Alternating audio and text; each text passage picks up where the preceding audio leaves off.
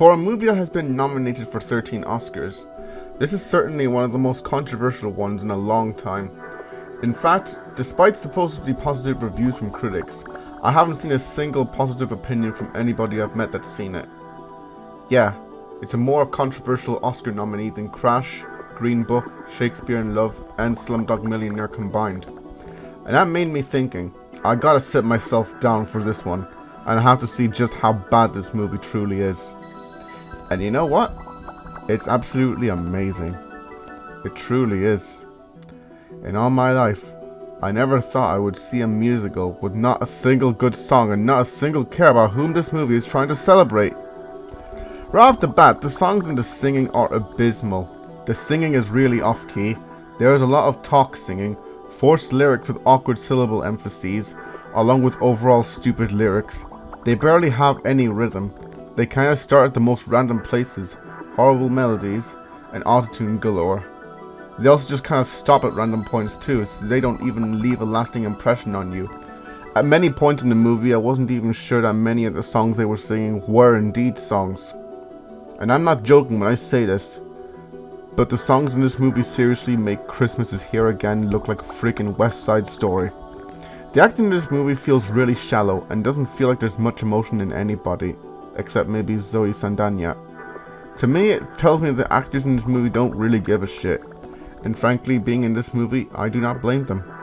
This was really worthy of Best Actress and Best Supporting Actress, especially considering one of the people in this movie is controversial, foreshadowing. This also does a real piss poor job at representing everything. It represents Mexico as being a crime and drug driven country, where kidnappings are commonplace. I'm not even 100% certain that Mexicans even speak this way. Well, Selena Gomez definitely proves that the Mexicans don't even speak that way, because she does a pretty terrible job at even speaking Spanish in the first place. This is a trope I really despise, and it was bad enough that Slumdog Millionaire treated India as nothing but crime driven. But Emilia Pérez basically takes that and multiplies it by 10. It's that bad. Especially something that I'll explain later on in this review. The Papa song even says that Emilia pretty much smells like Papa, who apparently smells like roasting lamb, spicy food, mezcal, and guacamole. If I was Mexican, then I would definitely be pissed off at this, especially considering the lack of Mexican cast in this film. This article pretty much says everything I need to say. But even with that, that's not quite as bad as its transgendered representation. The song La Vaginoplastia, right off the bat, with its stupid ass lyric from penis to vagina, as unintentionally hilarious as it is a really tone-deaf description of what a sex change operation is like. And the fact that because Manita's transitioned into Emilia Pérez, all her criminal past is just instantly forgotten just because, oh, she's a woman now, is really stupid. And it pretty much teaches us, oh, hey man, if you're a criminal, be a woman now, and all your criminal offenses would mean nothing. We could have had something interesting with that, like maybe still discussing her past while still transitioning, but no. You know it's bad when Family Guy, a show that literally compared transgender people to sex offenders, had better trans representation. And she becomes worshipped by the end, because of course she does. And hey, I don't think it has a right to be like this considering her actor, Carla Sofia Gascon, posted Islamophobic, homophobic, and racist tweets. And because of that, I have no respect for her. It really is a movie that doesn't care about anyone in the movie. Doesn't care about anyone watching the movie. The filmmakers don't care about the movie. It just doesn't care. Actually, I lie, it does care. It cares about succeeding to be Oscar bait.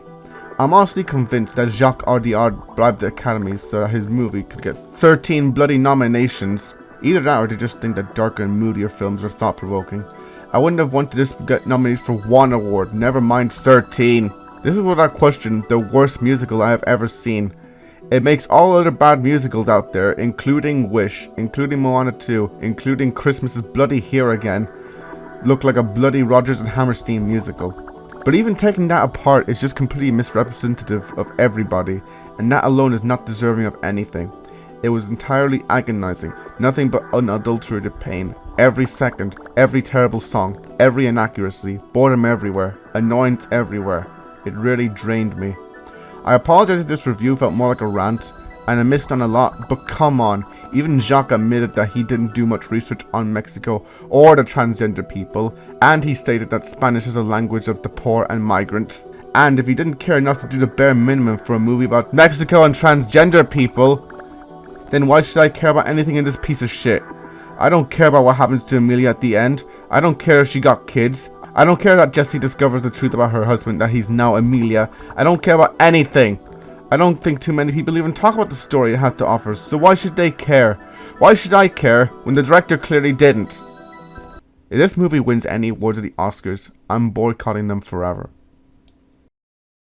And another thing, shame on you Golden Globes for actually giving this movie 4 awards, including Best Motion Picture, Musical, over Wicked. Over Wicked.